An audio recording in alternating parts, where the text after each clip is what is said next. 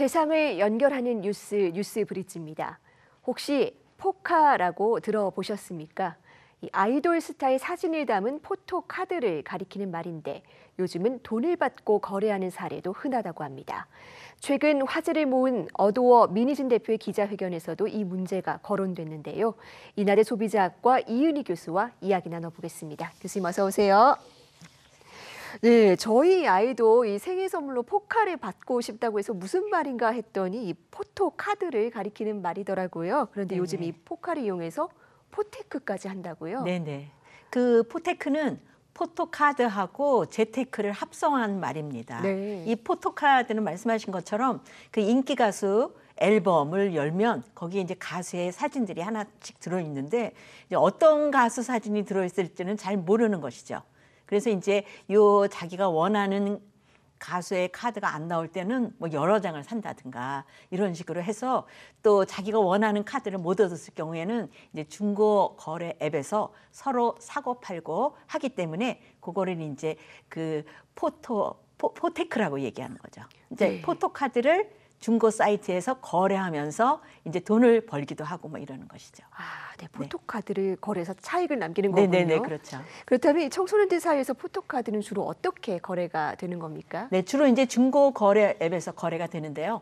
이제 예를 들면 그 원하는 가수의 특히 이제 아이돌 같은 경우에 멤버 수가 많지 않습니까? 그 중에서 자기가 특히 좋아하는 멤버가 있을 텐데 그 멤버의 사진이 나올 때까지 이제 앨범을 사는데 그래도 성공하지 못했을 경우에는 이제 중고 거래 앱에서 구매를 하는 것이죠. 그래서 이제 자기가 원하는 거를 구매하고 또 자기가 뭐 그다지 좋아하지 않는 멤버 거는 팔기도 하고 이렇게 해서 거래가 이루어진다 이렇게 볼 수가 있겠습니다. 네, 원하는 카드가 나올 때까지 사고 안 되면은 중고 거래 앱으로 간다. 네네. 그렇다면 이 포토카드의 가치는 얼마나 올라갈 수 있을까요? 네.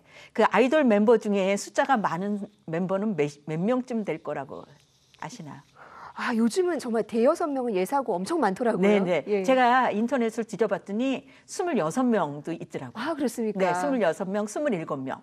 만약에 이제 멤버의 수가, 아이돌 멤버의 수가 26명이면 내가 원하는 그 멤버의 사진을 얻을 확률이 26분의 1이 되는 것이죠. 네. 그렇기 때문에 이제 내가 원하는 그 멤버의 카드를 얻기가 쉽지가 않기 때문에 이제 그거를 얻을 때까지 구매하는 경우도 있고요. 그다음에 이제 또 여러 멤버의 사진을 다양하게 모으기 위해서 앨범을 여러 개 사는 경우도 많다 이렇게 볼 수가 있겠습니다. 네. 그렇다면은 이 엔터테인먼트 기업에서 이 같은 이 네네. 포토카드 이벤트를 왜 하는 겁니까? 네네. 그 좀 전에 제가 말씀을 안 드렸는데 이게 이제 거래가 막 주로 이제 2, 30만 원에 된다고 그래요. 네. 앨범 한 장에는 이제 1, 2만 원 정도인데 거래가 될 때는 2, 30만 원에 거래가 되고 지금까지 이제 최고가는 150만 원까지 아, 그래요. 나왔습니다. 예. 그리고 이제 엔터사가 왜 이렇게 하느냐.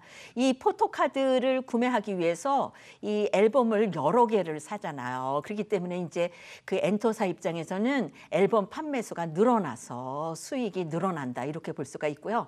사실은 이제 무작위성을 활용한 수익 추구라고 볼 수가 있는데 그 수익성 면에서 무시를 못할 정도로 많다 이렇게 얘기합니다. 네, 무작위성을 활용한 수익 추구. 네. 이 같은 이 포토카드 매매도 지금 놀이처럼 막 번지는 추세거든요. 네, 그렇죠. 도박의 심리하고도 비슷한 것 같은데 어떻게 보십니까? 그렇죠. 일단은 어떤 가수 카드가 있는지를 모르니까 일단 구매를 해가지고 앨범을 개봉한 다음에 원하는 게 나올 때까지 구매한다거나 뭐 이렇게 해서 도박의 심리가 포함된다 이렇게 볼 수가 있는 거죠. 얼마 전에 일본 시부야에서 우리나라 이제 인기 아이돌인 세븐틴의 앨범이 그냥 포토카드는 다 빼가고 그냥 앨범만 잔뜩 싸놨어요. 그래가지고 원하는 사람 가져가라. 이렇게 한 경우가 있었거든요. 그래서 옛날에 그 포켓몬 빵을 네. 구입을 할 때 포켓몬 카드를 얻기 위해서 빵은 뜯어서 버리고 카드만 빼간 그런 사례가 있었습니다. 그랬죠. 예. 그래서 굉장히 부끄러운 민낯인데 이번에는 이제 시부야 일본에까지 그 부끄러운 민낯이 드러났다 이렇게 볼 수가 있는데요. 그 어도어의 민희진 대표가 뭐라고 말씀을 하셨냐.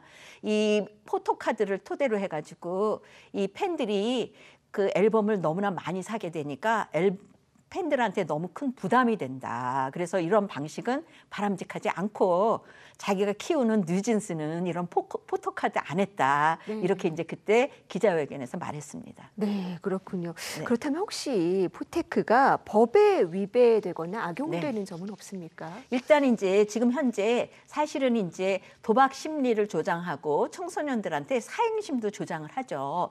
그리고 이제 소비자가 선택을 할 때 그 원하는 내용물이 뭐가 들었는지 파악할 수 없게 한다는 점에서 소비자 선택권도 제한한다 이렇게 볼 수가 있겠습니다.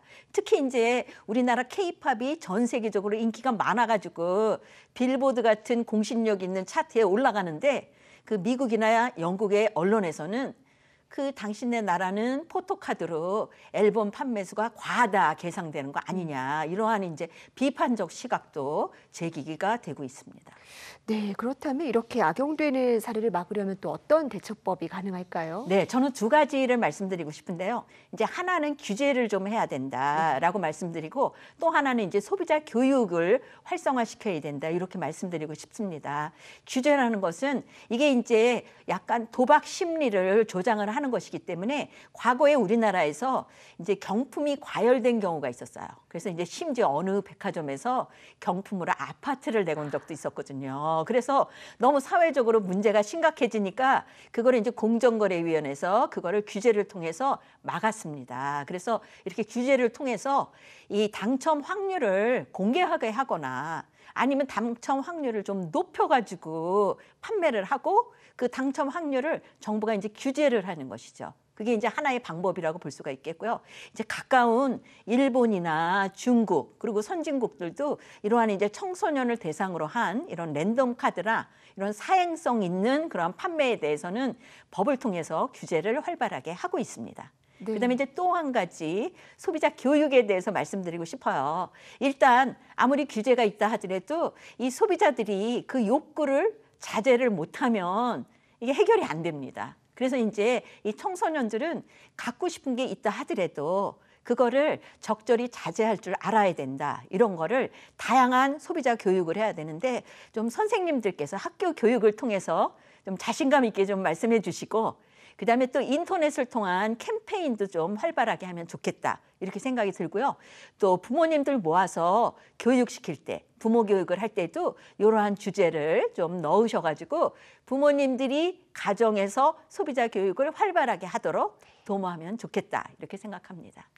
네, 이 청소년들의 순수한 팬심이 또 지나친 네. 상업수단으로 이용되고 있는 면이 있어서 좀 네네. 씁쓸한데요. 혹시라도 지나친 부작용이 없도록 어른들이 교육적인 면에서도 조금 더 관심을 기울여야 할 것 같습니다. 네, 네. 교수님 오늘 말씀 고맙습니다. 네, 감사합니다.